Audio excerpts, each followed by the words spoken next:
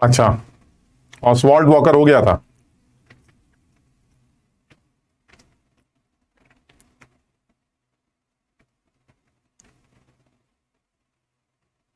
ठीक है, तो बस अब नेक्स्ट कॉलिगेटिव प्रॉपर्टी पे आ जाते हैं। वो हमारा relative lowering of vapour pressure था। अब हम नेक्स्ट कॉलिगेटिव प्रॉपर्टी कर लेते हैं, एलिवेशन इन बॉइलिंग पॉइंट।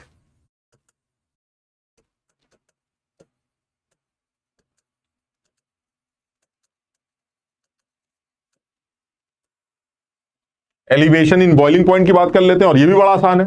वो ये कह रहे हैं कि भाई ऐसा है कि ये जो बॉइलिंग पॉइंट एलिवेशन है ये भी एक कॉलिगेटिव प्रॉपर्टी। तो मैंने कहा वो कैसे, कह रहा है कॉलिगेटिव प्रॉपर्टी का मतलब है कि आपकी जो वैल्यू है वो सल्यूट पार्टिकल्स के नंबर्स के साथ डायरेक्टली प्रोपोर्शनल होगी। अगर सल्यूट बढ़ेगा तो आपकी ये वाली प्रॉपर्टी भी बढ़ेगी जिसको आप कॉलिगेटिव प्रॉपर्टी बोलते हैं।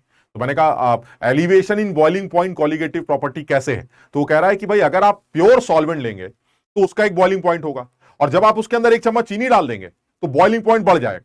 एक चम्मच चीनी और डाल देंगे तो बॉइलिंग पॉइंट और बढ़ जाएगा। यानी कि ये जो बॉइलिंग पॉइंट एलिवेट कर रहा है, ये एलिवेशन चीनी के चम्मच के साथ डायरेक्टली प्रोपोर्शनल है, इसलिए ये एलिवेशन इन बॉइलिंग पॉइंट भी एक कॉलिगेटिव प्रॉपर्टी होगी। तो उसने कहा भाई ऐसा कैसे कह रहे हैं कि आप बॉइलिंग पॉइंट एलिवेट करेगा, तो बहुत आसान सी बात है। तुम सब लोग जानते हो कि जो हमारा वेपर प्रेशर है, जैसे ये हमारा प्योर सॉल्वेंट है और ये हमारा सॉल्यूशन, तो हम सब इस बात को जानते हैं कि जो हमारा प्योर सॉल्वेंट होता है और ये हमारा सॉल्यूशन है, जो सॉल्वेंट है उसका वेपर प्रेशर जो होता है वो पी नॉट, और जो सॉल्यूशन है उसका वेपर प्रेशर पीएस होता है। और हम सब ये जानते हैं कि जो पी नॉट की वैल्यू होती वो पीएस से बड़ी होती। क्लियर है, जो कल हमारी बात हुई थी कि सल्यूट के डालने से वेपर प्रेशर डिक्रीज कर जाता है। अब आती है बॉइलिंग की बात। बॉइलिंग कब होती, बॉइलिंग तब होती है जब वेपर प्रेशर की वैल्यू एटमॉस्फेरिक प्रेशर के बराबर हो जाए। ठीक, इसका वेपर प्रेशर तो पहले ही बड़ा है, तो इसको एटमॉस्फेरिक प्रेशर तक पहुंचने में कम टाइम लगेगा। इसका वेपर प्रेशर पहले कम है, इसको एटमॉस्फेरिक प्रेशर तक पहुंचने में ज्यादा टाइम लगेगा। यानी कहने का मतलब यह हुआ कि अगर मैं इसको एटमॉस्फेरिक प्रेशर मान रहा हूं तो इस पी नॉट को यहां तक पहुंचने में कम टाइम लगेगा, और पीएस को यहां तक पहुंचने में ज्यादा आग लगानी पड़ेगी। क्यों, क्योंकि आपका वेपर प्रेशर पहले ही कम। यानी आप ये कह रहे हैं कि सॉल्यूशन का जो वेपर प्रेशर है वो कम होता है और सॉल्वेंट का वेपर प्रेशर ज्यादा होता है। तो सॉल्वेंट का वेपर प्रेशर अगर ज्यादा है तो कम, थोड़ा सा गर्म करने से वो कम वेपर प्रेशर जल्दी से 1 एटीएम को मीट कर जाएगा, और जैसे ही 1 एटीएम को पकड़ेगा बॉइलिंग स्टार्ट हो जाएगी। और सॉल्यूशन का वेपर प्रेशर ऑलरेडी कम होता है, उसको 1 एटीएम तक ले जाने में ज्यादा आग लगानी पड़ेगी। यानी सॉल्यूशंस का बॉइलिंग पॉइंट ज्यादा होता है और सॉल्वेंट का बॉइलिंग पॉइंट कम होता है। और जैसे जैसे चीनी गिरती जाती है वैसे वैसे बॉइलिंग पॉइंट और एलिवेट करता जाता है, और इसलिए इस एलिवेशन को कॉलिगेटिव प्रॉपर्टी का नाम दिया जाता है। यानी एक थ्योरेटिकल एक्सप्लेनेशन ये है कि जो सॉल्यूशन है उसका वेपर प्रेशर कम है, सॉल्वेंट का वेपर प्रेशर ज्यादा है। सॉल्वेंट का वेपर प्रेशर ज्यादा है तो इसको 1 एटीएम तक लाने में कम टाइम लगेगा, और सॉल्यूशन जिसका वेपर प्रेशर ऑलरेडी कम है उसको 1 एटीएम तक ले जाने में ज्यादा आग लगानी पड़ेगी, तो बॉइलिंग पॉइंट आपका बढ़ जाएगा। ठीक, अब इस बात को आप दो बातों से, दो तरीकों से और समझ सकते हैं। पहली आप तरीका है ग्राफिकल मेथड। आप ग्राफिकली इस बात को भी समझ सकते हैं, और ग्राफिकली जब आप इस बात को समझेंगे तो आपको समझ में आसानी से भी ये बात आ जाएगी कि मान लीजिए मैं आपके पास ये हमारा वेपर प्रेशर की लाइन ले लेते हैं और ये हम टेम्परेचर की लाइन ले लेते हैं। अब मैं प्योर सॉल्वेंट और ये लाइन में खींच लेता हूं 1 एटमॉस्फेयर, दिस इज 1 एटीएम। ये एटमॉस्फेरिक प्रेशर की लाइन, ये 1 एटीएम। ठीक, अच्छा अब क्या है, अब मान लीजिए मेरे पास कोई प्योर सॉल्वेंट है, तो उस प्योर सॉल्वेंट का पर्टिकुलर टेम्परेचर पर कोई वेपर प्रेशर होगा। हाँ सर, मान लीजिए इस टेम्परेचर पर उसका वेपर प्रेशर, ये प्योर सॉल्वेंट का वेपर प्रेशर ये। जब आप टेम्परेचर बढ़ाएंगे तो इसका वेपर प्रेशर बढ़ेगा, यानी टेम्परेचर बढ़ाते जाएंगे इसका वेपर प्रेशर बढ़ेगा, और वो इस पॉइंट पर जाकर 1 एटीएम को टच करेगा। और जब वो 1 एटीएम को टच करेगा तो वो जो टेम्परेचर होगा वो उस सॉल्वेंट का बॉइलिंग पॉइंट होगा, जिसको आप टीबी बोले, दिस इज टीबी। ठीक है, यानी ये जो आपने लाइन खींची है दिस इज सॉल्वेंट का वेपर प्रेशर वाली लाइन, ये सॉल्वेंट का वेपर प्रेशर। ठीक, अब आप ये बताइए अगर मैं इसी सॉल्वेंट में 1 चम्मच चीनी डाल दूं तो क्या होगा। जब आप इसी सॉल्वेंट में 1 चम्मच चीनी डालेंगे तो जिस पॉइंट पर, जिस टेम्परेचर पर सॉल्वेंट का वेपर प्रेशर ये था, उसी टेम्परेचर पर उस चीनी वाली 1 चम्मच चीनी वाले सोल्यूशन का वेपर प्रेशर कम हो जाएगा। तुमने पढ़ा था पीएस की वैल्यू पी नॉट से कम होती है, यानी इसी टेम्परेचर पर वेपर प्रेशर मेरा कम हो जाएगा। यानी अब जब आप टेम्परेचर इंक्रीज करेंगे तो ये ऐसे चलेगा और वो इस पॉइंट पर जाके 1 एटीएम को टच करेगा। अब ये वाला वेपर प्रेशर वाली लाइन 1 एटीएम को यहां जाके टच कर रही है, और ये जो लाइन, ये जो पॉइंट है, ये पॉइंट ज्यादा टेम्परेचर का पॉइंट है। This is TB dash.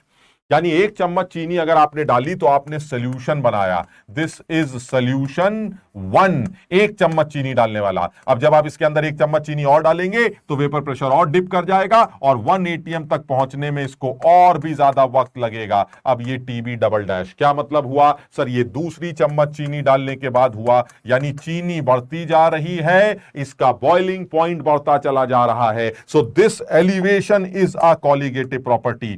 ये प्योर सॉल्वेंट है, इतना एलिवेट कर गया 1 चम्मच चीनी डालने से, इतना एलिवेट कर गया 2 चम्मच चीनी डालने से, इतना एलिवेट कर गया 3 चम्मच चीनी डालने से। यानी जितने चम्मच चीनी डलती जा रही है बॉइलिंग पॉइंट उतना ही एलिवेट करता जा रहा है। So this elevation is a colligative property. यानी जैसे जैसे आप चीनी बढ़ाते जा रहे हैं आपको ज्यादा टेम्परेचर तक लेके जाना पड़ेगा, तब आपका वेपर प्रेशर 1 एटीएम को मीट करेगा और बॉइलिंग तभी स्टार्ट होती है। यानी लिक्विड के अंदर बबल, वेपर का बबल पहली बार तभी बनेगा जब एटमॉस्फेरिक प्रेशर और लिक्विड का वेपर प्रेशर बराबर हो।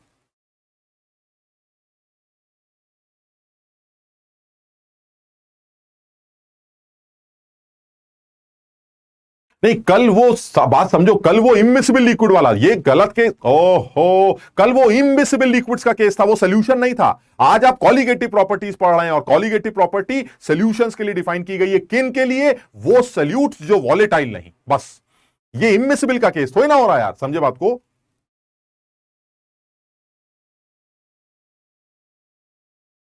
क्लियर है? यहां तक सब लोगों को ये बात समझ में आ गई? क्लियर है? अच्छा, अब देखो, ये तो ग्राफिकल एक्सप्लेनेशन हो गया। अब मैं एक और एक्सप्लेनेशन भी देना चाह रहा हूं, and that is thermodynamic explanation. तो आप सब लोग पहले, एक थ्योरेटिकल एक्सप्लेनेशन क्या था? पी नॉट कम ज्यादा होता है, पीएस कम होता है, तो इसको 1 एटीएम तक जाने में आसानी जल्दी हो जाएगा, इसको 1 एटीएम तक जाने में ज्यादा आग लगानी पड़ेगी, तो इसका बॉइलिंग पॉइंट बढ़ गया। ठीक, एक तो तरीका ये हो गया। दूसरा, ग्राफिकली ज्यादा क्लियर समझ में आ रहा है कि जैसे जैसे चीनी डलती जाएगी सोल्यूशन का वेपर प्रेशर कम होता जाएगा और 1 एटीएम तक पहुंचने में आपको ज्यादा टाइम लगेगा, जिसकी वजह से आपका बॉइलिंग पॉइंट लगातार एलिवेट करता जाएगा। So this elevation is a colligative property. ठीक, अच्छा, दूसरा एक्सप्लेनेशन, एक और एक्सप्लेनेशन है, वो है थर्मोडायनेमिक। थर्मोडायनेमिकली इसको एक्सप्लेन किया जा सकता है, यानी अब मैं इसको थर्मोडायनेमिकली भी एक्सप्लेन करने की कोशिश करता हूं।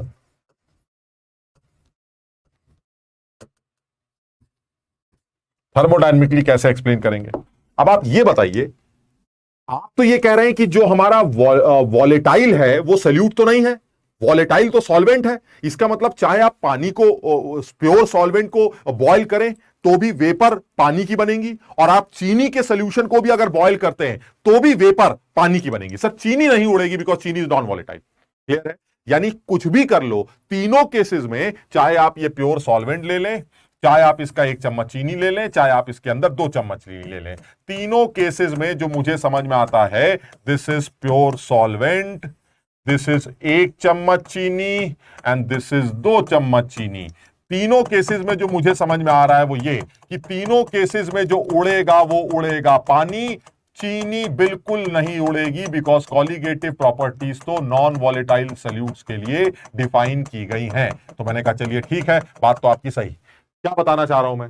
बताना ये चाह रहा हूं कि इन तीनों केसेस में ये जो बॉइलिंग का इक्विलिब्रियम आप बना रहे हैं, इन तीनों केसेस में जो हमारा रिएक्टेंट साइड है, यानी ये जो नीचे वाली साइड है, ये तो अलग अलग, लेकिन जो ऊपर वाली साइड है वो तीनों हमारी वाटर की वेपर्स हैं। बताओ, समझे बात को? ये तीनों हमारी वाटर की वेपर्स, क्योंकि चीनी नहीं उड़ेगी सर, चाहे आप अकेला पानी ले लें चाहे चीनी के साथ ले लें, उड़ेगा हमेशा पानी। यानी जो फाइनल प्रोडक्ट साइड है मेरी, वो तो वेपर है, और जो रिएक्टेंट साइड है वो एक केस में प्योर सॉल्वेंट और एक केस में 1 चम्मच चीनी और एक केस में 2 चम्मच चीनी।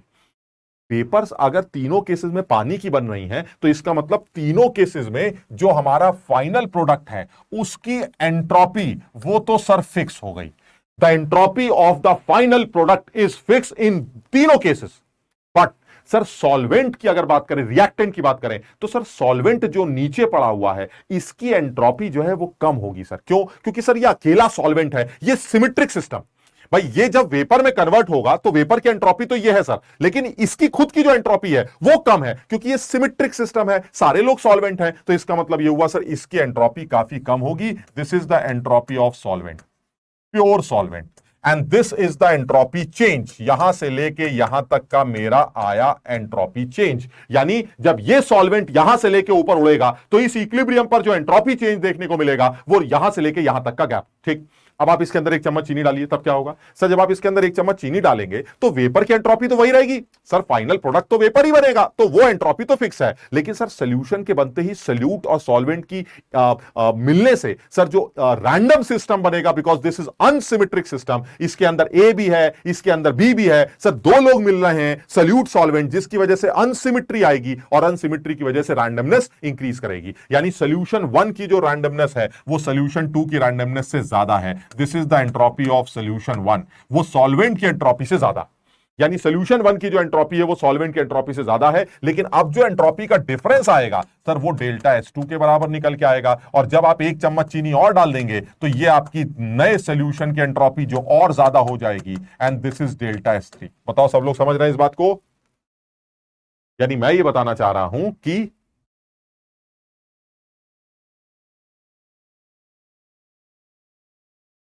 अबे चीनी पानी में घुल जाती है लेकिन चीनी नहीं उड़ती है, उड़ता पानी है। समझ लो बात को? चाहे चीनी, ओहो पगला गए हो क्या? समझ नहीं लो बात को? भाई ये प्योर सॉल्वेंट है पानी, इसमें एक चम्मच चीनी डाल के सोल्यूशन बना लिया, इसमें 2 चम्मच चीनी डाल दी, उड़ेगा पानी। यानी ऊपर जो प्रोडक्ट साइड है वो तो फिक्स हो गई एंट्रोपी, लेकिन जो रिएक्टेंट साइड्स की एंट्रोपी है उनमें प्योर सॉल्वेंट की एंट्रोपी कम होती है। एक चम्मच चीनी डालने से एंट्रोपी थोड़ी बढ़ जाएगी, एक और चम्मच डालने से एंट्रोपी और बढ़ जाएगी, बिकॉज अब ये सिस्टम और अनसिमेट्रिक होता जाएगा।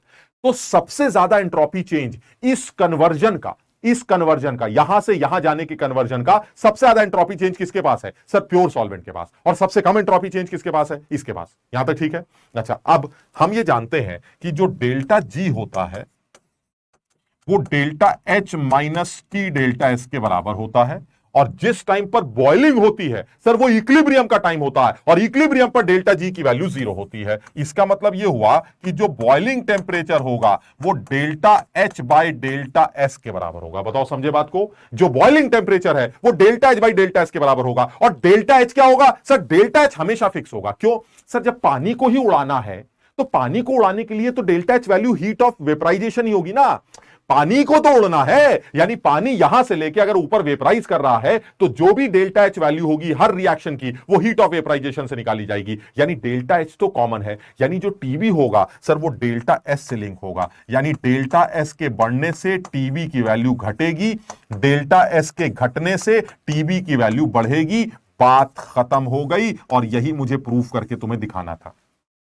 यानी जिस प्रोसेस में सबसे ज्यादा एंट्रोपी चेंज होगा वहां पर बॉइलिंग टेम्परेचर सबसे कम होगा, और जहां सबसे कम एंट्रोपी चेंज होगा वहां बॉइलिंग टेम्परेचर सबसे ज्यादा होगा। यानी कहने का मतलब यह हुआ जैसे जैसे चीनी गिरती जाएगी वैसे वैसे बॉइलिंग पॉइंट एलिवेट करता जाएगा, और इस एलिवेशन को कॉलीगेटिव प्रॉपर्टी का नाम दिया जाएगा। यानी आप थर्मोडायनेमिकली इस बात को एक्सप्लेन कर सकते हैं, आप ग्राफिकली इस बात को एक्सप्लेन कर सकते हैं। थर्मोडायनेमिक एक्सप्लेनेशन एंट्रोपी से रिलेटेड है कि अगर आप प्योर सॉल्वेंट को वेपराइज करते हैं तो एंट्रोपी में बड़ा चेंज आता है, और जब आप सोल्यूशन को वेपराइज करते हैं तो एंट्रोपी में ज्यादा बड़ा चेंज नहीं आता है। चेंज के कम होने से बॉइलिंग पॉइंट एलिवेट कर जाता है, और वो चीज यहां दिखाई जा रही है।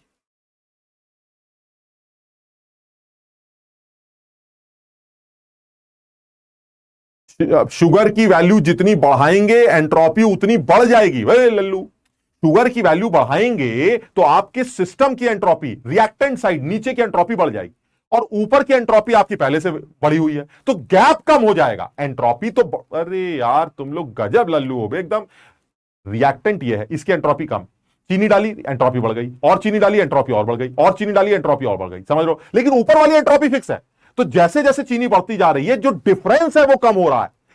रिएक्टेंट साइड की एंट्रोपी तो बढ़ रही है लेकिन डिफरेंस कम होता जा रहा है, और वही डिफरेंस ये बताता है कि अगर डिफरेंस कम होगा तो बॉइलिंग पॉइंट एलिवेट करेगा। यानी सबसे ज्यादा बॉइलिंग पॉइंट इस सॉल्यूशन का होगा, फिर इसका होगा, और फिर इसका होगा। यानी साफ समझ में आ रहा है कि क्योंकि delta S1 is greater than delta S2 is greater than S3, इसलिए TB1 is less than TB2 is less than TB3। समझने की कोशिश करो। यानी सबसे ज्यादा जो बॉइलिंग पॉइंट है वो थर्ड सॉल्यूशन का होगा, यानी थर्ड मतलब समझ लो इस जगह पर होगा, और सबसे कम बॉइलिंग पॉइंट जो है वो इस जगह पर होगा। यानी चीनी के बढ़ने से बॉइलिंग पॉइंट एलिवेट करता है, इसलिए इस एलिवेशन को boiling point elevation colligative property का नाम दिया जाता है। समझ पाए बात को?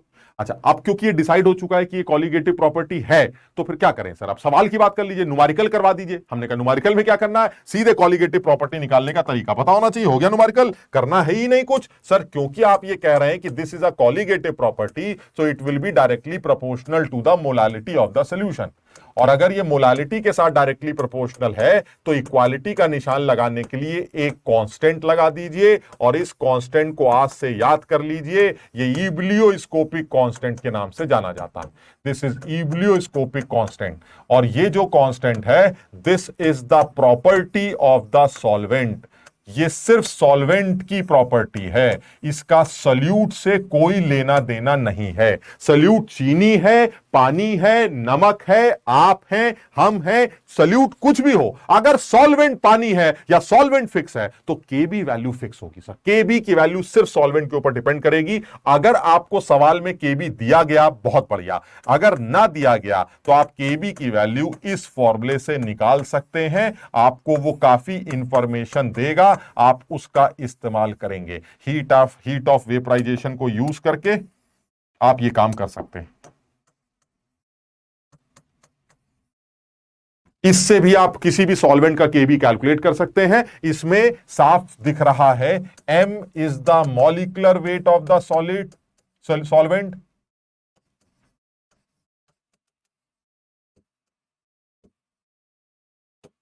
TB is the boiling point of solvent,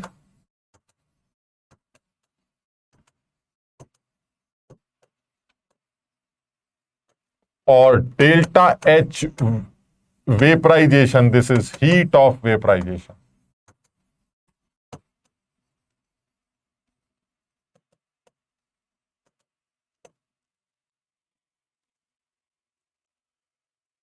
समझो, यानी मेरे लिए जितना अभी मुझे समझ में आ रहा है वो ये आ रहा है कि जब भी कभी बॉइलिंग पॉइंट का एलिवेशन निकालना हो, अरे यार ये क्या लिख दिया, डेल्टा टीबी, जब भी कभी बॉइलिंग पॉइंट का एलिवेशन निकालना हो तो डेल्टा टीबी की वैल्यू हमेशा केबी इंटू एम से निकाला जाए।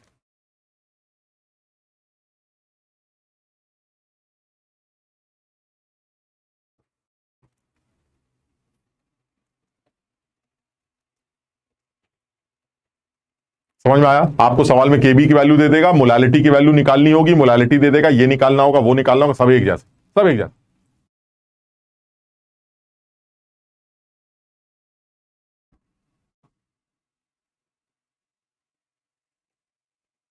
मोलालिटी टेम्परेचर इंडिपेंडेंट होता है, बिल्कुल सही, मोलालिटी इज टेम्परेचर इंडिपेंडेंट। तो उससे क्या फर्क पड़ता है? मोलालिटी थोड़ी ना चेंज करनी है, मोलालिटी तो फिक्स है, उसका बॉइलिंग पॉइंट निकालना है मुझे। और इसलिए तो मोलालिटी यूज की गई है कि कम से कम अगर मैं टेम्परेचर किसी सोल्यूशन का चेंज कर रहा हूं उसको बॉयल करने के लिए, तो कम से कम उसकी कंसंट्रेशन चेंज ना हो, इसलिए तो मोलालिटी का इस्तेमाल कर रहे हैं, वरना मोलालिटी ले सकते थे। हाँ sir, but molality is temperature independent, तो अगर आप किसी सोल्यूशन का बॉइलिंग पॉइंट निकालने के लिए उसको आग लगा रहे हैं तो कम से कम उसकी मोलालिटी चेंज नहीं होगी, मोलालिटी कांस्टेंट रहती है क्योंकि वो टेम्परेचर से इंडिपेंडेंट होती है। हर डेल्टा की जगह टीबी, डेल्टा मतलब टीबी की जगह डेल्टा टीबी आएगा। नहीं पीछे सही है, नहीं नहीं पीछे कोई गड़बड़ नहीं है, पीछे तो टीबी चल रहा है, पीछे तो मैं बॉइलिंग पॉइंट कैलकुलेट कर रहा हूं। बॉइलिंग मैं यहां पर क्या बोल रहा था, डेल्टा एस के बढ़ने से बॉइलिंग पॉइंट कम होता है। ठीक, बॉइलिंग पॉइंट कम होगा तो इसका मतलब एलिवेशन इन बॉइलिंग पॉइंट कम हो जाएगा। यानी आपका जो बॉइलिंग पॉइंट एलिवेशन है सबसे ज्यादा कहां होगा, सबसे ज्यादा एलिवेशन इन बॉइलिंग पॉइंट वहां होगा जहां बॉइलिंग पॉइंट सबसे ज्यादा है, और बॉइलिंग पॉइंट सबसे ज्यादा यहां पर। ठीक है, तो ये तो एक रफ आइडिया दिया गया है कि चीनी डालने से बॉइलिंग पॉइंट बढ़ता क्यों। तो जैसे वहां तुमने बताया कि सर वेपर प्रेशर को वहां तक 1 atm तक जाने में टाइम लग जाता है तो बॉइलिंग पॉइंट बढ़ जाता है, वैसे मैं यहां से भी प्रूव करके दिखा रहा हूं कि सोल्यूशन में चीनी डालने से बॉइलिंग पॉइंट क्यों बढ़ जाता है। ठीक, और यहां पर मैंने ये बात बताई है कि बॉइलिंग पॉइंट का जो एलिवेशन है वो कॉलिगेटिव प्रॉपर्टी है, यानी वो सोल्यूट के पार्टिकल्स के ऊपर डिपेंड करती है। So this delta TB is directly proportional to molality of the solution which is equal to KB into M. अगर सवाल में केबी दे रखा होगा तो ठीक है, नहीं तो केबी आप कैलकुलेट कर लीजिए।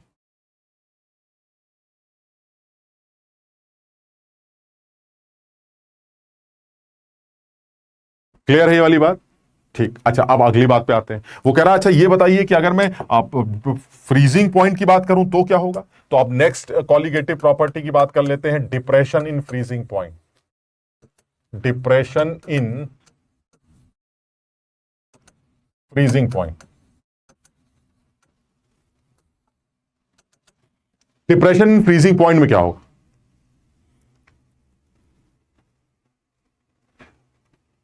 फ्रीजिंग पॉइंट डिप्रेशन का मतलब क्या हुआ सर? इसका भी यही मतलब है, आप प्योर सॉल्वेंट लेंगे तो फ्रीजिंग पॉइंट एक फिक्स वैल्यू होगी, जब उसके अंदर चीनी डाल देंगे तो फ्रीजिंग पॉइंट डिप्रेस कर जाएगा, जब एक चम्मच चीनी और डाल देंगे तो फ्रीजिंग पॉइंट और डिप्रेस कर जाएगा। पहले क्या था, बॉइलिंग पॉइंट बढ़ रहा था तो एलिवेशन इन बॉइलिंग पॉइंट बढ़ रहा था। ठीक, यहां पर क्या कह रहे हैं कि यहां पर जब आप चीनी को बनाएंगे, जब आप सोल्यूट डालेंगे तो आपका सोल्यूशन तैयार होगा, सोल्यूशन के तैयार होने से जो आपका फ्रीजिंग पॉइंट है वो कम हो जाएगा, डिप्रेस कर जाएगा, that is depression in freezing point. ऐसा क्यों होगा?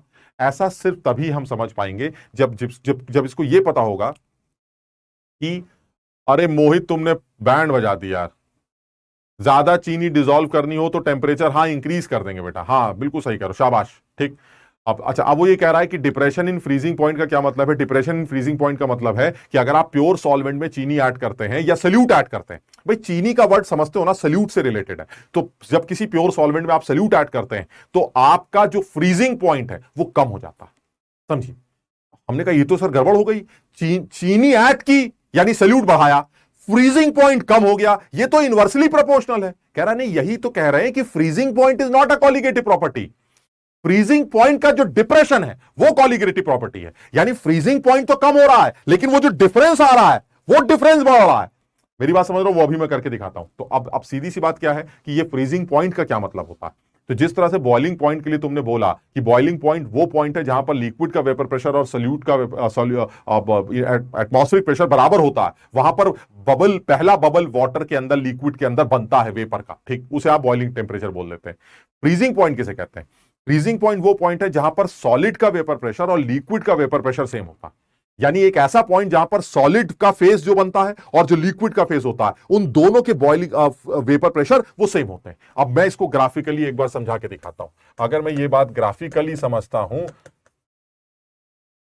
तो कैसे समझ में आएगी ये बात? ये कह रहे हैं कि भाई ये देखिए, ये आपका ग्राफ ले लेते हैं, ये आपका वेपर प्रेशर है और इधर आपका टेम्परेचर ले लेते हैं। ठीक है, अच्छा, अब वो क्या रहा है कि सर इस बार आप ठंडा करेंगे, आप जमाना चाहते हैं ना, आप फ्रीज करना चाहते हैं, तो अब आप टेम्परेचर लो करेंगे। यानी पहले आपका टेम्परेचर हाई है, फिर आप कम की तरफ आएंगे। तो चलिए ठीक है, मैं प्योर पानी ले लेता हूं, पानी को जमाने की कोशिश करता हूं। पता ये चलता है कि इस पॉइंट पर पानी जमना शुरू कर देता है। क्यों? क्योंकि ये जो पॉइंट है मेरा, ये वो पॉइंट है जहां पर पानी का जो जमने वाला फेस है दैट इज आइस, और ये जो मेरा प्योर सॉल्वेंट है दैट इज वाटर, इन दोनों का वेपर प्रेशर सेम। यानी this is my freezing temperature of water, this is TF। समझो। अच्छा, जब तुम चीनी डालोगे तो क्या होगा? सर जब चीनी डाल देंगे तो सोल्यूशन बन जाएगा, सोल्यूशन का वेपर प्रेशर कम होगा। ठीक, लेकिन सर जमता कौन है? जब आप जमाएंगे तो जमेगा कौन? जमेगा तो पानी भैया, चीनी नहीं जमती है, जमता पानी है। इसका मतलब ये हुआ सॉलिड फेस तो यही रहेगा लेकिन सोल्यूशन फेस चेंज होगा। यानी जैसे ही आप एक चम्मच चीनी डालेंगे, अब यही कर्व अब नीचे से चलेगा और इस बार कहां जाके सॉलिड फेस को मिलेगा? यहां जाके सॉलिड फेस को मिलेगा और ये जो टेम्परेचर है वो कम हो जाएगा। Sir this is TF dash, जो कम हो गया। अगर आप इसके अंदर एक चम्मच चीनी और डाल देंगे तो क्या होगा? वो और आगे जाके सॉलिड फेस को मिलेगा। This is TF double dash. क्या समझ में आ रहा है? समझ में ये आ रहा है कि जैसे जैसे चीनी गिरती जा रही है वैसे वैसे फ्रीजिंग पॉइंट कम होता चला जा रहा है और इसी वजह से ये जो डिप्रेशन है, पहले इतना डिप्रेस कर गया, फिर इतना डिप्रेस कर गया, फिर इतना डिप्रेस कर गया, फिर इतना डिप्रेस कर गया, ये डिप्रेशन बढ़ता जा रहा है, चीनी बढ़ती जा रही है और ये गैप बढ़ता जा रहा है। So this gap is a colligative property.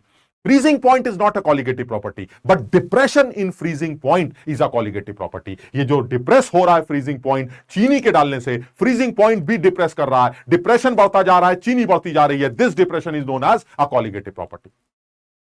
कुछ समझ पाए बात को? यानी थ्योरेटिकली आप ग्राफिकल मेथड से इस बात को समझ सकते हैं, लेकिन इसके लिए सिर्फ आपको एक बात पता होनी चाहिए, वो ये कि सॉलिड और लिक्विड फेस का जब वेपर प्रेशर बराबर हो तो वो पॉइंट मेरा वो पॉइंट होता है जहां पर बर्फ का पहला क्रिस्टल बनना स्टार्ट होता है, जिसको आप फ्रीजिंग पॉइंट कहते हैं। यानी ये फ्रीजिंग पॉइंट है प्योर पानी का। जब एक चम्मच चीनी डाली तो सर सोल्यूशन का वेपर प्रेशर सॉल्वेंट से कम हो गया, लेकिन सॉलिड फिक्स है सर, जमना बर्फ को है। बात समझ रहे हो कि नहीं? कि चाहे आप सर चीनी को जमाइए, सोल्यूशन बनाइए, चीनी के सोल्यूशन को जमाइए, चाहे आप प्योर पानी को जमाइए, जमना पानी को होगा, चीनी नहीं जमती। तो ऐसे में सर जो सॉलिड फेज है वो हमेशा फिक्स रहेगा, लेकिन ये वाला फेज चेंज होता जाएगा और जहां जहां ये सॉलिड फेज को जाके लिक्विड फेज मीट करेगा उस पॉइंट पर वेपर प्रेशर सिमिलर होंगे और वो पॉइंट मेरा फ्रीजिंग पॉइंट के नाम से जाना जाए। यहां तक समझ में आया? अच्छा, फिर वो कह रहा है क्या इस बात को हम थर्मोडायनेमिकली समझ सकते हैं? तो मैंने कहा बिल्कुल समझ सकते हैं, आप इस बात को थर्मोडायनेमिकली भी समझ सकते हैं। चलिए थर्मोडायनेमिकली समझ के देखते हैं।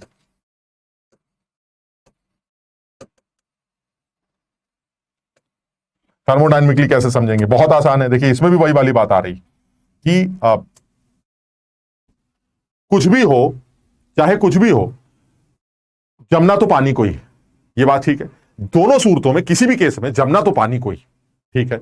अब होगा क्या, जब आप ठंडा करेंगे तो दोनों केस, तीनों केसेस में, 1 चम्मच चीनी, 2 चम्मच चीनी और प्योर पानी, तीनों केसेस में पानी जमेगा। इसका मतलब ये हुआ सर, जो फाइनल जमने का प्रोडक्ट साइड है उसकी एंट्रोपी फिक्स हो गई sir. This time this is the entropy of ice.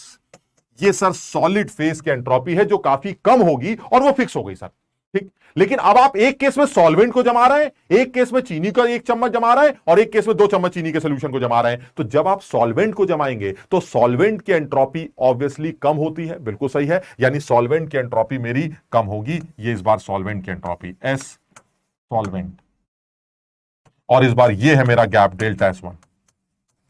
जब आप 1 चम्मच चीनी डालेंगे तो एंट्रोपी बढ़ जाएगी। ये हमारे 1 चम्मच की एंट्रोपी है, this is solution 1 and this is the gap delta S2।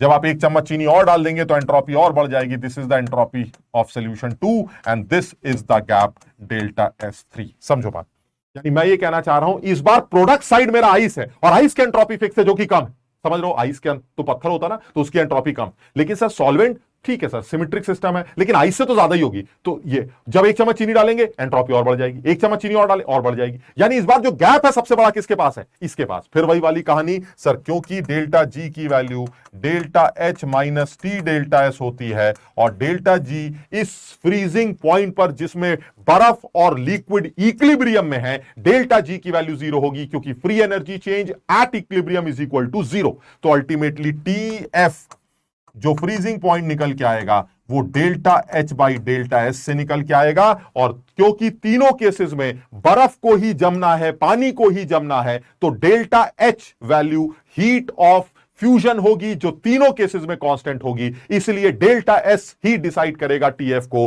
और साफ दिखता है डेल्टा एस के बढ़ने से टीएफ कम हो जाएगा।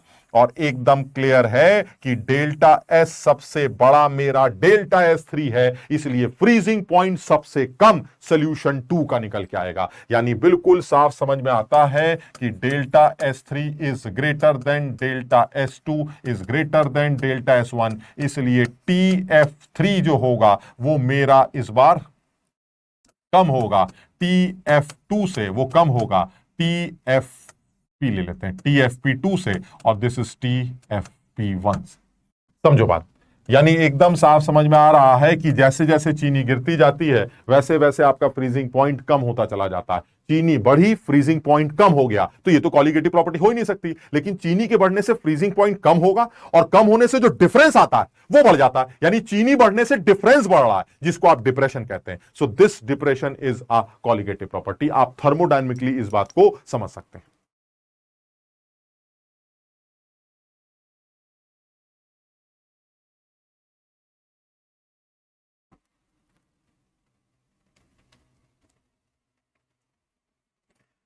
अबे मोहित, तुम आज बहुत पका रहे हो बे। ज्यादा फ्रीज होने से चीनी का टेस्ट चला जाता है क्या?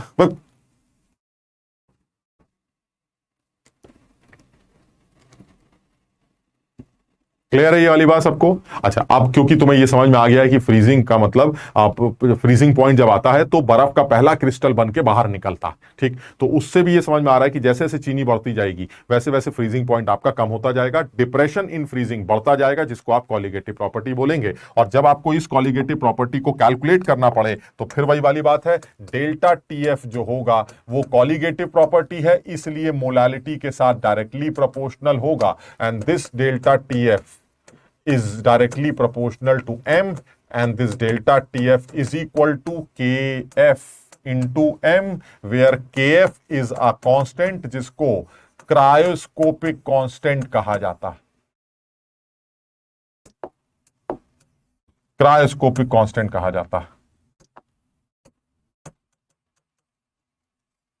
जो कि हमारी प्रॉपर्टी है सॉल्वेंट की, प्रॉपर्टी ऑफ सॉल्वेंट, इसका चीनी नमक से कोई लेना देना नहीं होता। और अगर सवाल में ये वैल्यू दी जाए तो बहुत बढ़िया, अगर ना दी जाए तो आपको इस तरह की कोई इंफॉर्मेशन दी जा सकती है, MrTF² upon delta H fusion इन 2000।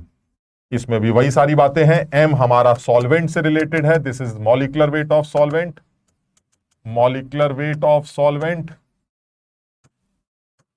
TF मेरा फ्रीजिंग पॉइंट है जो कि सॉल्वेंट का है, फ्रीजिंग पॉइंट ऑफ सॉल्वेंट। और जो मेरा डेल्टा H फ्यूजन है, this is heat of fusion. तो ये सारी वैल्यूज आपको सवाल में दे दी जाएंगी। डेल्टा H की जो भी यूनिट होगी वही R की यूनिट डिसाइड करेगी। अगर डेल्टा H जूल में तो R जूल में, डेल्टा H कैलोरी में तो R की वैल्यू कैलोरी में रखकर आप KF निकालिएगा और KF को यहां पुट करके आसानी से फ्रीजिंग पॉइंट का डिप्रेशन आप कैलकुलेट कर सकते हैं। अभी फिर सिर्फ एक ही बात बोली जा रही है, जो सल्यूट आप डाल रहे हैं उस सल्यूट के डालने से जो मोलालिटी आ रही है वो एक्चुअली मोलालिटी, वही मोलालिटी, यानी वो सल्यूट अंदर जाने के बाद, सॉल्वेंट के अंदर जाने के बाद ना डिसोसिएट कर रहा है ना एसोसिएट कर रहा है। अगर वो डिसोसिएट और एसोसिएट करेगा तो आपको मोलालिटी कुछ और लगेगी, जबकि एक्चुअल मोलालिटी कुछ और आएगी, और वहां पर आपको वैन टॉप फैक्टर को कंसीडर करना पड़ेगा, जिसके बारे में बात करेंगे।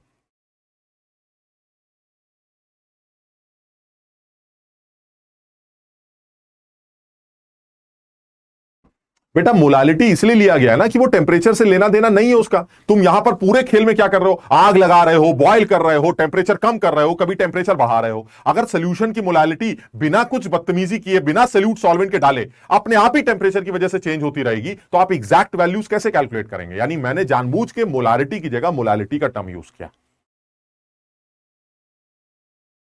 बिल्कुल सही बात है, तभी नमक डालने से फ्रीजिंग पॉइंट जो है वो कम हो जाता। समझो, जब आप कभी ठंडे इलाकों में अगर आप जाते हैं तो आपको पहले से ही वार्निंग मिल जाती है कि आज जो है बर्फ गिरेगी। अब सोचिए वो ठंडा इलाका है और बर्फ गिर गई, सड़क पे बर्फ ही बर्फ पड़ी हुई है, लोगों का चलना मुश्किल हो गया, तो कैसे काम चलेगा।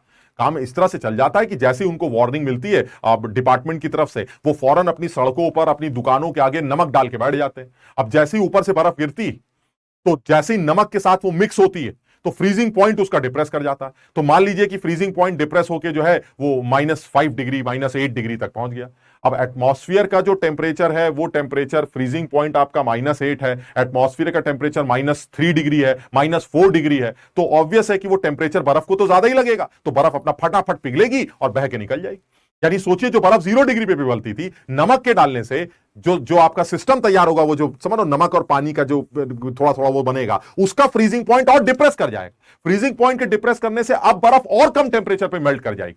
यानी अगर एटमॉस्फेयर का टेम्परेचर -10 डिग्री है और आपको बर्फ का जो फ्रीजिंग पॉइंट है वो मान लीजिए -12 डिग्री है, तो बर्फ को क्या लगेगा, अरे यार -10 डिग्री, बड़ी गर्मी हो रही है यार, हम तो -12 पे पिघल जाते हैं, यहां -10 हो चुका है, -10 बड़ा टेम्परेचर है, बर्फ फटाफट पिघलना स्टार्ट कर देगी, बह के निकल जाएगी। बात सब लोग समझ रहे हैं। तो इसलिए ये कहा जाता है कि हम जो है ठंडे इलाकों में नमक डाल देते हैं बर्फ के ऊपर, या बर्फ गिरने से पहले ही नमक डाल देते हैं, ताकि जब बर्फ पानी मिक्स हो, बर्फ मिक्स हो, तो ऐसे में फ्रीजिंग पॉइंट हमारा डिप्रेस कर जाए और कम टेम्परेचर पर भी बर्फ मेल्ट करके बह के निकल जाए। यही काम ठंडे इलाकों में रेडिएटर्स के अंदर किया जाता है। जो गाड़ियां होती हैं उनके रेडिएटर्स में पानी होता है, टेम्परेचर -20 डिग्री चल रहा है, तुम गाड़ी चला रहे हो, वो पानी जम गया रेडिएटर के अंदर, सब बर्बाद हो जाएगा। तो वो क्या करते हैं, थोड़ा सा एंटी फ्रीज डाल देते हैं, इथाइलिन ग्लाइकॉल। वो इथाइलिन ग्लाइकॉल एंटी फ्रीज होता है, जिसकी वजह से फ्रीजिंग पॉइंट बहुत कम हो जाता है, और फ्रीजिंग पॉइंट के कम होने से अपना गाड़ी जो है मस्त रहती है एकदम।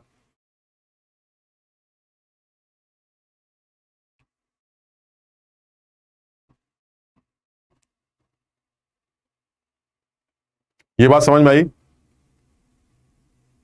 सबको यहां तक समझ में आ गया, ठीक। तो ये बड़ा सीधी सी कहानी। अच्छा, अब इसी में एक कॉन्सेप्ट और जोड़ रहा हूं, क्योंकि तुम आईआईटी के लिए पढ़ रहे हो तो एक बात और पता होनी चाहिए जो मेरे हिसाब से बहुत इंपॉर्टेंट है। इस एक तो न्यूमेरिकल बन ही रहा, ये तो सब न्यूमेरिकल बना देंगे, उल्टा सीधा फ्रीजिंग पॉइंट निकालो, ये करो वो करो, बकवास सवाल एकदम। इसी में एक सवाल बनता है आइस सेपरेशन का, ये बड़ा इंपॉर्टेंट होता है। तो सब लोग इस बात को भी थोड़ा समझ लो, बात को कि आइस सेपरेशन का क्या मतलब होता है। अब जैसे मान लो मैं तुमको एक हिंट देता हूं। हिंट क्या है, मान लीजिए मैं आपसे ये कहूं कि भाई अब पता नहीं तुम लोगों के साथ तो अब ये है कि भाई आइसक्रीम के बाहर ठेले लगे रहते हैं, तो बच्चे आइसक्रीम जो है ठेले से खरीद के खा लेते हैं। लेकिन अगर पुरानी बात करें, अगर हम अपनी बात करें, तो जब हम छोटे रहे होंगे तो ये आइसक्रीम इस तरह से ठेलों पे नहीं मिलती थी। तो हम घर में बना लेते थे, घर में अपना मोल्ड वोल्ड लेके आए, अपना रूह अफ़ज़ा लिया, जो भी कुछ होता था उसको पानी में घोला, बढ़िया सोल्यूशन तैयार किया, उसको मोल्ड के अंदर डाला, फ्रीजर के अंदर भरा और सुबह मस्त होकर आइसक्रीम खा ली। ये हमारा काम रहता था उस टाइम पर। तो अब मैं तुमसे ये जानना चाह रहा हूं कि अगर मान लीजिए कोई बच्चा आइसक्रीम जमाना चाहता है, ठीक, तो उसने पूरा प्रॉपर गणित लगाई है, पूरा केमिस्ट्री लगाई बाकायदा कि सर रूह अफ़ज़ा लिया यानी चीनी ली, चीनी को पानी में डाला, कितनी चीनी है, कितना पानी है, सब कैलकुलेट करके उसने मोलालिटी निकाल ली, ठीक। और केएफ की वैल्यू उसने किताब में से ढूंढ ली, मल्टीप्लाई कर दिया, मल्टीप्लाई करके उसको यह पता चल गया कि अब ये जो मेरा चीनी का सोल्यूशन है, जो रूह अफ़ज़ा का सोल्यूशन है, वो किस टेंपरेचर पर फ्रीज करेगा। मान लीजिए डेल्टा टीएफ की वैल्यू 2 डिग्री आ गई, तो इसका मतलब है फ्रीजिंग पॉइंट जो होगा वो -2 डिग्री होगा। भाई पानी 0 पे जमता था, डेल्टा की वैल्यू 2 आ रही है, तो यानी अब जो फ्रीजिंग पॉइंट होगा इस चीनी के सोल्यूशन का वो -2 डिग्री होगा। यहां तक क्लियर है? यानी मैं ऐसा था, मैंने कहा भाई ये काम करते हैं, मैं आइसक्रीम जमाऊंगा, और आइसक्रीम जमाने के लिए मैं करूंगा क्या कि मैं पूरा बकायदा पानी लूंगा, उसका अमाउंट नाप लूंगा, उसके अंदर चीनी कितनी डाली ये भी नाप लूंगा, सब कुछ करके बढ़िया कैलकुलेशन करके मोलालिटी निकालूंगा, केएफ से मल्टीप्लाई करके डेल्टा टीएफ निकालूंगा, और उससे मुझे अपने सोल्यूशन का फ्रीजिंग पॉइंट पता चल जाएगा। मैं रेफ्रिजरेटर का टेंपरेचर -2 डिग्री सेट करूंगा और वो आइसक्रीम अंदर डाल के छोड़ दूंगा। मेरा फ्रीजिंग पॉइंट -2 डिग्री था, मैंने रेफ्रिजरेटर -2 पे सेट किया और सेट करके अपना मस्त सोने चला गया। अब ये बताइए जब मैं सुबह उठूंगा तो मुझे आइसक्रीम मिलेगी कि नहीं मिलेगी? मैंने बकायदा सारी कैलकुलेशन एकदम सही की है, और सब कुछ सही करने के बाद मुझे पता चला है कि मेरे चीनी का सोल्यूशन का फ्रीजिंग पॉइंट -2 डिग्री है। मैंने अपने रेफ्रिजरेटर का टेंपरेचर -2 डिग्री सेट कर दिया। क्या मुझे सुबह आइसक्रीम मिली या नहीं?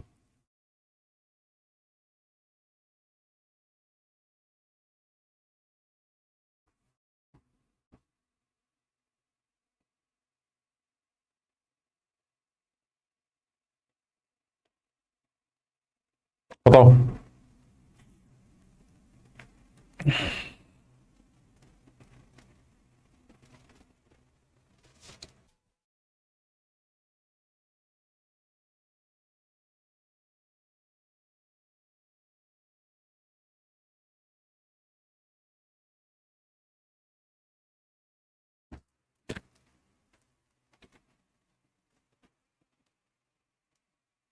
देवेंद्र सही कह रहा है, देवेंद्र ने बिल्कुल सही आंसर दिया भाई। देवेंद्र कह रहा है अगर किस्मत में हुई तो मिल जाएगी।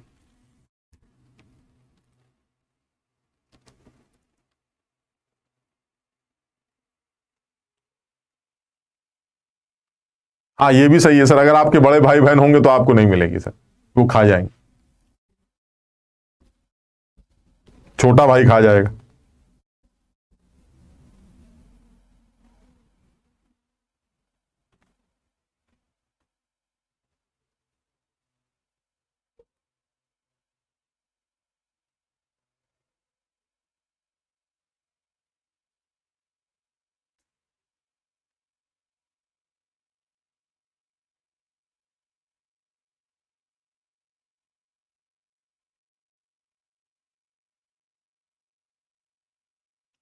ठीक है,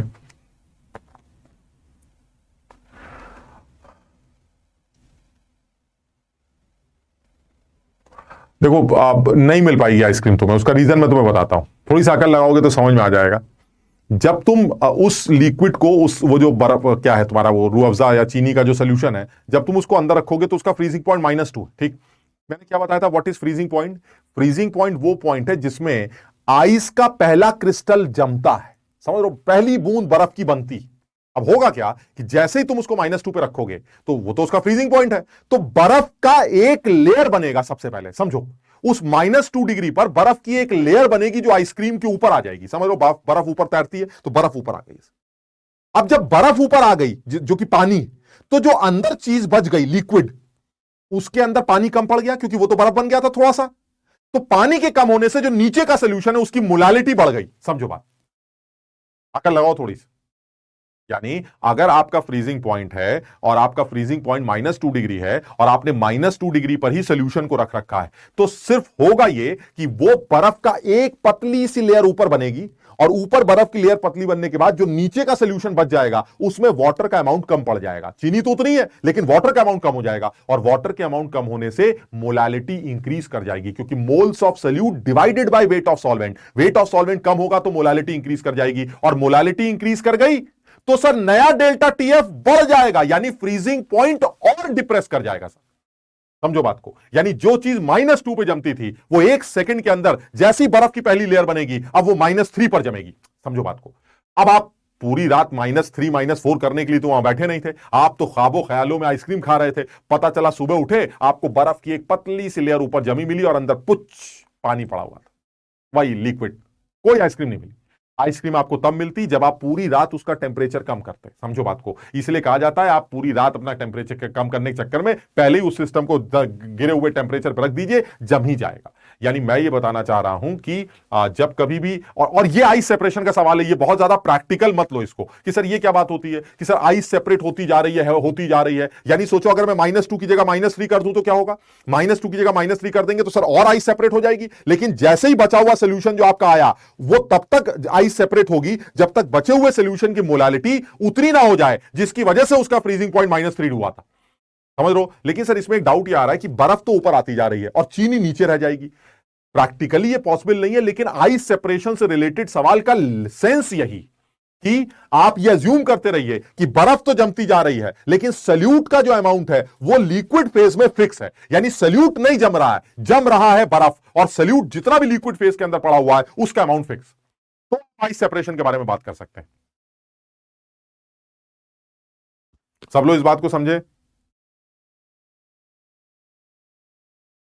सब लोग इस बात को समझ पा रहे हैं क्या कह रहा हूं मैं। जैसे मैं एक एग्जांपल लेता हूं, मैं जो तुम्हें समझा रहा था वो ये कि जैसे ही आप उस -2 पर रखते हैं तो बर्फ का पहला लेयर बनता है। बर्फ का लेयर बनते ही पानी नीचे से ऊपर आ गया, पानी नीचे से ऊपर आ गया तो नीचे पानी कम पड़ गया, नीचे पानी कम पड़ गया तो मोलालिटी बढ़ गई, मोलालिटी के बढ़ने से फ्रीजिंग पॉइंट और डिप्रेस कर गया। यानी -2 की चीज अब बची हुई जो चीज है वो -3 पर जमेगी। अब आपने -3 कर दिया, -3 कर देंगे तो पानी की एक लेयर और ऊपर आ जाएगी। जब एक लेयर और ऊपर आ जाएगी तो जो बचा हुआ लेयर है, बचा हुआ लिक्विड है, उसका फ्रीजिंग पॉइंट और डिप्रेस कर जाएगा। आपने -4 कर दिया, -4 कर दिया तो पानी की एक लेयर और ऊपर आ गई। हम ये जो प्रैक्टिकल बात कर रहे हैं, ये जो थ्योरेटिकल बात कर रहे हैं, इस बात के अंदर सिर्फ एक ही सच्चाई है कि आप ये अज्यूम कर रहे हैं कि लिक्विड जम रहा है पानी और चीनी का जो अमाउंट है वो सोल्यूशन फेज में मेंटेन है, वो बर्फ के अंदर नहीं आ रहा है। जो लॉजिकल तो नहीं है लेकिन आइस सेपरेशन का सेंस यही बनता। समझो बात।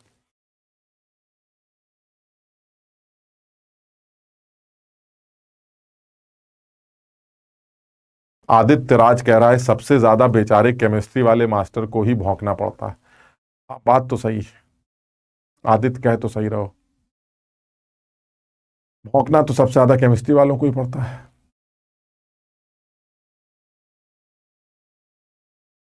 बिल्कुल सही है, लेयर बाय लेयर टीएफ की वैल्यू कम होती जाएगी और डेल्टा टीएफ बढ़ता जाएगा। इसके अलावा आपको टेम्परेचर लगातार कम करते रहना पड़ेगा, तब जाके आपको पूरा सिस्टम जमा हुआ मिल सकता है। निखिल तुम सही कह रहे हो कि ऐसा होना लॉजिकल नहीं है, लेकिन अगर सोचो अगर ये पूरा सिस्टम होमोजीनियस हो, है ना, जो कि होता ही ये सोल्यूशन है, तो अगर ये होमोजीनियसली जमे का मतलब ऊपर जितनी आइस और चीनी वो जम गई, नीचे जितनी आइस और चीनी जमती जा रही है, तो ऐसे में सब तो एक फिक्स टेम्परेचर पे सब कुछ जम जाएगा।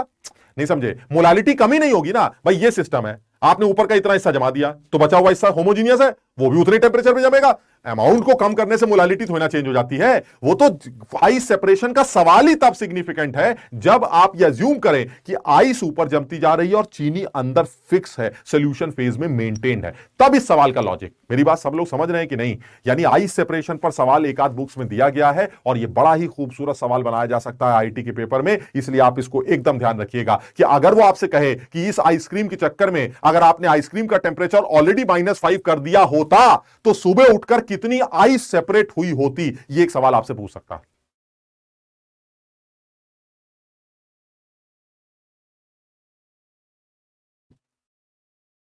कार्तिक, भौंकना वर्ड मैं नहीं यूज कर रहा हूं, आदित्य भाई यूज कर रहे थे। आदित्य भाई नहीं बोला था कि केमिस्ट्री के मास्टर को भौंकना बहुत पड़ता है, हम तो अपने लिए बोल रहे हैं, बोलते हैं।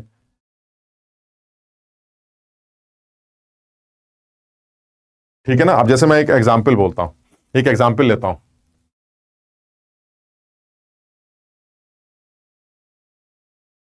नहीं, ये नहीं कर सकते कि पूरा आइसक्रीम किस टेम्परेचर पे जमेगा, लेकिन ये कह सकते हैं कि पूरा आइसक्रीम तो कभी भी नहीं जमेगा, मतलब सर कुछ तो लिक्विड बचेगा ही, लेकिन ये कह सकते हैं कि इस पर्टिकुलर टेम्परेचर पर कितनी आइस सेपरेट हुई। जैसे मैं एक एग्जाम्पल लेके आया हूं, मैं तुमको एक एग्जाम्पल करा भी देता हूं।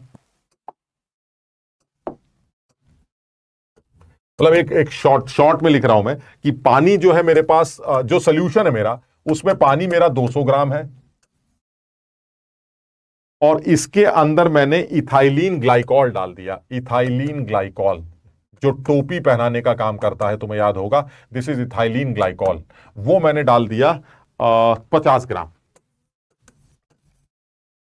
अब मुझको सवाल ये पूछा जा रहा है कि अगर मैं आपको केएफ दे दूं, केएफ की वैल्यू, पानी की केएफ वैल्यू दे रखी है 1.86। अब वो मुझसे ये कह रहा है कि find out the amount of ice separation if it is cool to -9.3 degree. Find out the amount of ice separation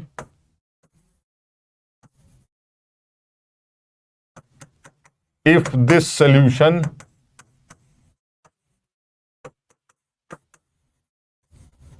is cooled to -9.3 degree. ये सवाल आ गया, बहुत बढ़िया सवाल।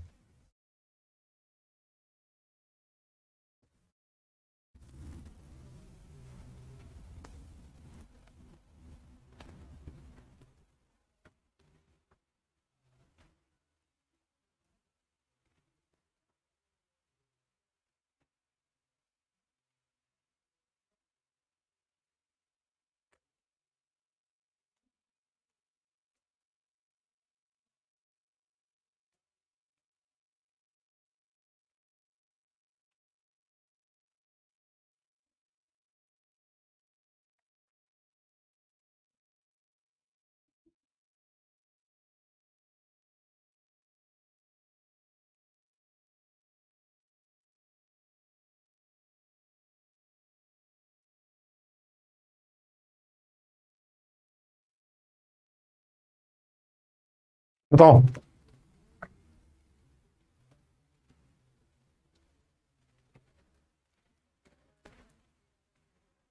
ये सवाल समझ में आ रहा है ना? मतलब ये कह रहा है कि भाई पानी में आपने ये इथाइलिन ग्लाइकॉल मिला के केएफ दे रखा है। वो कह रहा है कि कितनी आइस सेपरेट होगी। अब वो बहुत थ्योरेटिकल सवाल है, आप समझिए। मतलब आप ऐसा कैसे हो सकता है कि सर ग्लाइकॉल अंदर रह जाएगा, पानी ऊपर आ जाएगा, लेकिन थ्योरेटिकली सेपरेशन का यही मतलब है। अगर आप ये कहें कि सर ये सिस्टम तो होमोजीनियस होता है, ये एक होमोजीनियस सिस्टम है। ये देखिए पानी है और पानी के अंदर सर ये बर्फ पड़ी हुई है, जो भी आप लेते हैं ये बर्फ पड़ी है, ये होमोजीनियस सिस्टम। और obviously the solutions are homogeneous, बिल्कुल सही बात, ये होमोजीनियस सिस्टम है।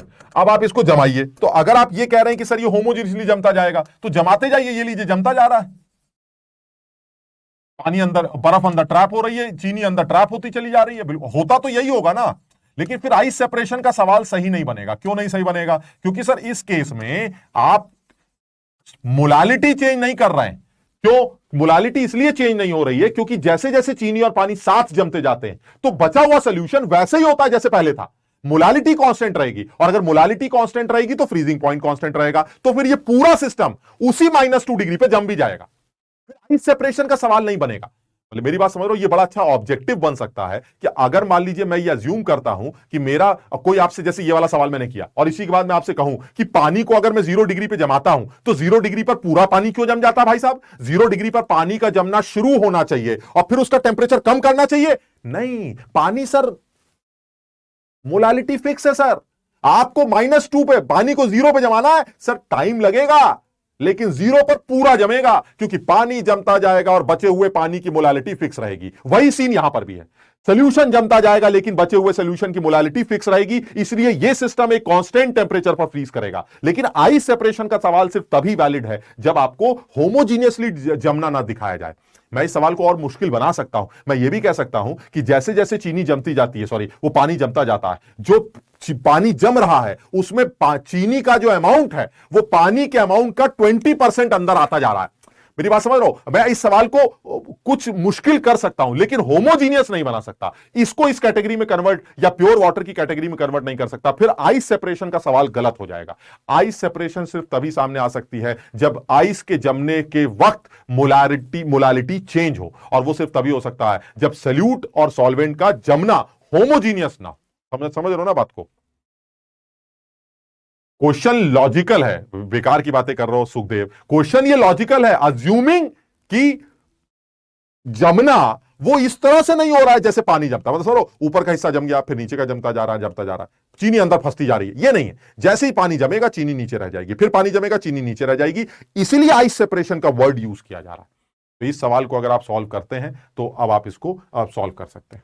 जब आप आइस कैलकुलेशन का सवाल निकालेंगे तो हाँ बिल्कुल सही है, कुछ 39 ग्राम 38 ग्राम के हिसाब से निकल के आएगा। और यह सवाल करने का तरीका यह है कि जिस टेम्परेचर तक आप उसको कूल कर रहे हैं वो टेम्परेचर ही आप बचे हुए सोल्यूशन का फ्रीजिंग पॉइंट अज्यूम करके उस बचे हुए सोल्यूशन की मोलालिटी निकाल लीजिए। समझो, यानी आप यहां तक ठंडा करना चाह रहे हैं तो यहां तक ठंडा करते वक्त जो सोल्यूशन बच गया उसका यह फ्रीजिंग पॉइंट होना चाहिए, तो बचे हुए सोल्यूशन का फ्रीजिंग पॉइंट तुम्हें पता चल गया, तो उस बचे हुए सोल्यूशन की मोलालिटी निकाल लो, उस मोलालिटी से पानी का वेट आ जाएगा, इनिशियल वेट में से माइनस कर देना, पानी जमा हुआ निकल आएगा, खत्म। यानी कि सवाल करने का तरीका क्या है कि जो डेल्टा टीएफ है that is 9.3 is equal to KF that is 1.86 into molality. ये वो मोलालिटी है जो उस सोल्यूशन की होगी जो -9.3 तक जमने वाला था, यहां तक पहुंच गया था। अब आप इससे नई मोलालिटी कैलकुलेट कर लीजिए तो यह आ जाएगा 9.3 divided by 1.86 which is equal to molality. और मोलालिटी क्या होता है? मोलालिटी होता है मोल्स ऑफ सल्यूट 50 बाय जो भी इथाइलिन ग्लाइकॉल का मॉलिक्यूलर वेट होगा वो यहां पुट कर देना। कितना होता है इथाइलिन ग्लाइकॉल का मॉलिक्यूलर वेट? निकालो जरा, कितने हैं ये? CH2OH यानी CH3O, यही हुआ ना? तो ये CH3 हुआ 12 3 15 15 और 16 31 62, तो यानी 50/62 ये इसका मोल्स हो गए upon weight of solvent in KG, तो W/1000। इससे W की वैल्यू आ जाएगी। आप W कैलकुलेट करेंगे तो जो आपका वेट आएगा सॉल्वेंट का वो मेरे ख्याल से 169 के आसपास 161 के आसपास निकल के आएगा। तो जो भी वेट निकल के आएगा वो आएगा 161 ग्राम के आसपास। यानी जो सोल्यूशन है तुम्हारा वो -9.3 तक जब पहुंचेगा तो जो सोल्यूशन बच जाएगा उसकी मोलालिटी ये होगी, और उस मोलालिटी की वजह से जो पानी होगा उसके अंदर वो 161 होगा। पानी था कितना? 200, अब 161 है, तो बाकी कहां गया? जम गया। तो आइस सेपरेशन कितना हुआ? आइस सेपरेशन अगर निकालना चाहते हैं तो ice separation is equal to 200 में से आप 161 माइनस करके लगभग 39 ग्राम आइस सेपरेशन कैलकुलेट कर सकते हो ऑलमोस्ट। सब लोग इस बात को, मतलब अगर किसी के समझ में नहीं भी आ रहा है तो वो सिर्फ मेरी एक बात याद कर ले, आइस सेपरेशन से रिलेटेड जब भी सवाल आएगा तो जिस टेम्परेचर तक ठंडा करके आपको आइस सेपरेशन का अमाउंट निकालना है उसी टेम्परेचर को आप बचे हुए सोल्यूशन का फ्रीजिंग पॉइंट मानकर नई मोलालिटी निकालिएगा, उस नई मोलालिटी से पानी का वेट निकालिएगा और पानी के इनिशियल वेट में से माइनस कर दीजिएगा, बात खत्म।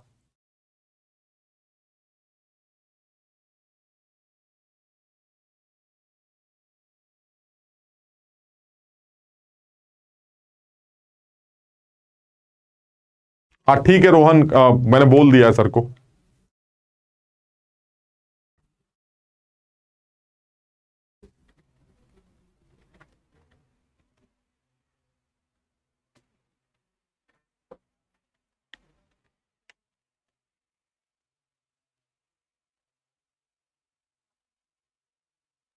इसको सब लोग समझो, मतलब ये एक कैटेगरी है, मतलब इसमें अब कुछ बच्चे कहते हैं सर ये तो बात गलत है, पानी तो 0 डिग्री पे जमता है और 0 पर पूरा ही जम जाता है। इसलिए जम जाता है ना बेटा क्योंकि पानी जब जमना शुरू करता है तो उसकी मोलालिटी थोड़ी ना बदल जाती है, मोलालिटी बदल फिक्स रहती है, तो फ्रीजिंग पॉइंट भी फिक्स रहता है। बस ये कि 1 घंटे 2 घंटे 3 घंटे लगते हैं बस जमने में, टेम्परेचर फिक्स होता है। यहां पर क्या है सर, आइस निकलती जा रही है तो नीचे के सोल्यूशन की मोलालिटी बदल रही है जिसकी वजह से फ्रीजिंग पॉइंट लगातार डिप्रेस करता चला जा रहा है। समझ रहे हो ना बात को? तो इसलिए ये ऐसा हो रहा है। अब इस केस में भी अगर वो कहता है कि भाई ऐसा है चीनी और पानी एक साथ जमेगा, तो ठीक है, जब एक साथ जमेगा तो फिर तो वो पानी वाला केस हो गया, मोलालिटी फिक्स हो गई, मोलालिटी फिक्स हो गई तो फ्रीजिंग पॉइंट भी फिक्स हो गया। इसलिए आइस सेपरेशन वाली बात सिर्फ तभी सामने आएगी जब आप ये अज्यूम कर रहे हैं कि चीनी अलग है पानी अलग, तभी आप सवाल सर्व कर पाएंगे।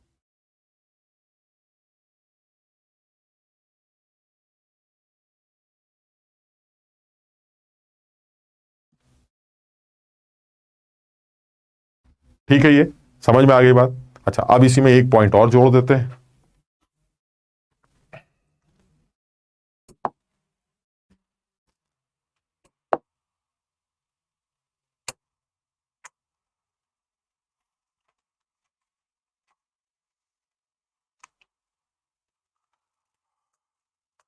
एक और कॉलिगेटिव प्रॉपर्टी की बात कर लेते हैं, osmotic pressure.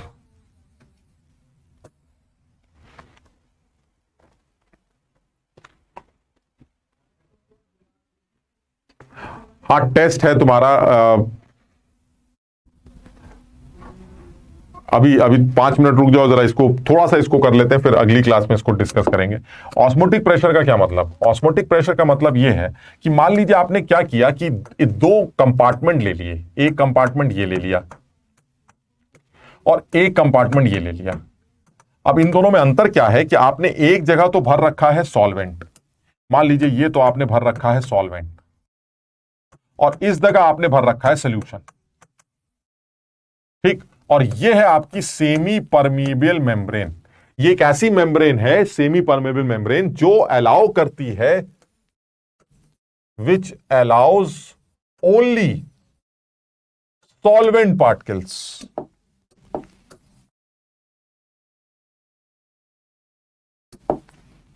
Only solvent particles to cross, ठीक है। यानी यहां से यहां सॉल्वेंट जा सकता है, यहां से यहां सॉल्वेंट आ सकता है, ठीक। अब तुम सब लोग इस बात को जानते हो कि होता क्या है।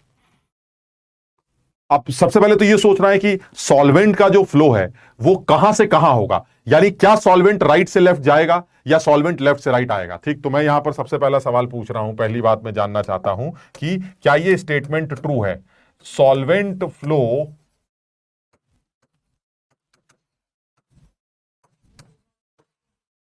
From right to left? बताओ ये ट्रू है या false?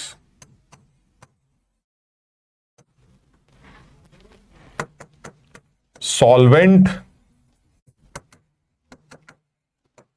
will flow from left to right,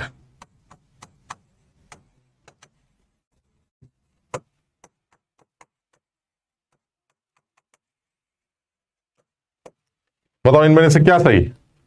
solvent right से लेफ्ट फ्लो कर रहा है, सॉल्वेंट लेफ्ट से राइट फ्लो कर रहा है?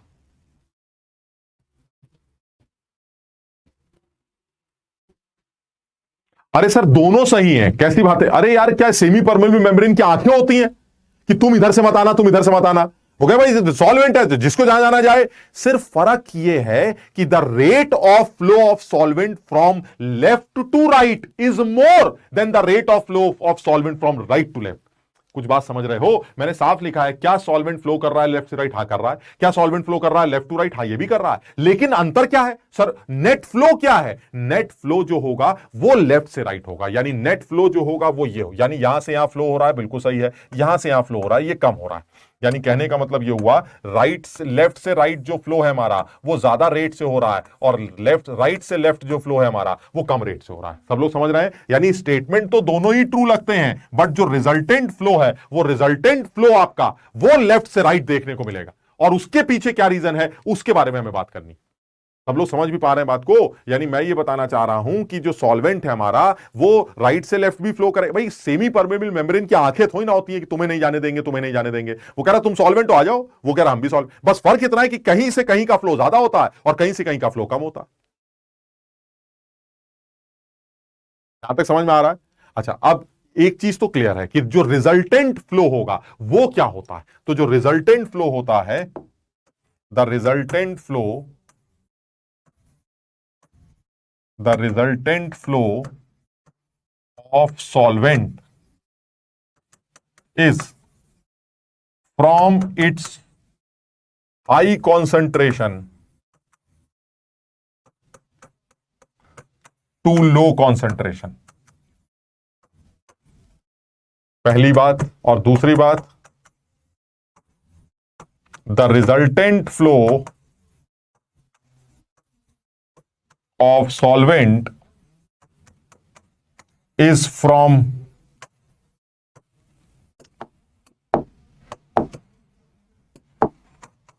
low concentrated solution to high concentrated solution। समझो बात, यानी दोनों बातें सही हैं, हाई से लो से हाई, दोनों बातें सही हैं। सिर्फ फर्क इतना है कि अगर आप हाई से लो बोल रहे हैं, हाई से लो, तो किसके रेस्पेक्ट में बोल रहे हैं? आप बात कर रहे हैं सॉल्वेंट के रेस्पेक्ट।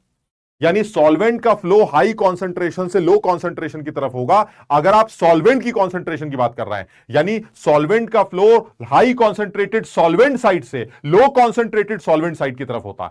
जैसे ये हाई कॉन्सेंट्रेटेड सॉल्वेंट है, ये लो कॉन्सेंट्रेटेड सॉल्वेंट है, तो हाई से लो में फ्लो हो रहा है। जब आप सोल्यूशन के रेस्पेक्ट में बात करते हैं तो उल्टा बोलते हैं, लो कॉन्सेंट्रेटेड सोल्यूशन से हाई कॉन्सेंट्रेटेड सोल्यूशन की तरफ। यानी विद रेस्पेक्ट टू सोल्यूशन जो होगा वो हाई से लो से हाई, और अगर विद रेस्पेक्ट टू सॉल्वेंट बात करते हैं तो वो हाई से लो। यानी इस बात को सीधे सीधे नोट कर लेते हैं, लो से हाई अगर फ्लो है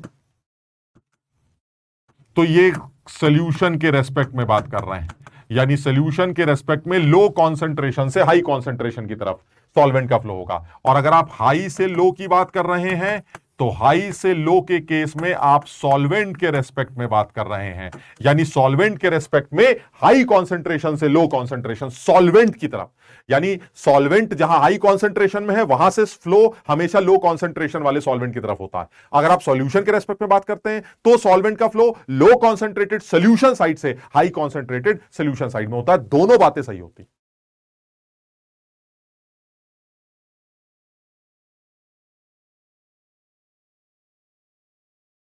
क्लियर है? ये वाली बात सबको समझ में आ गई?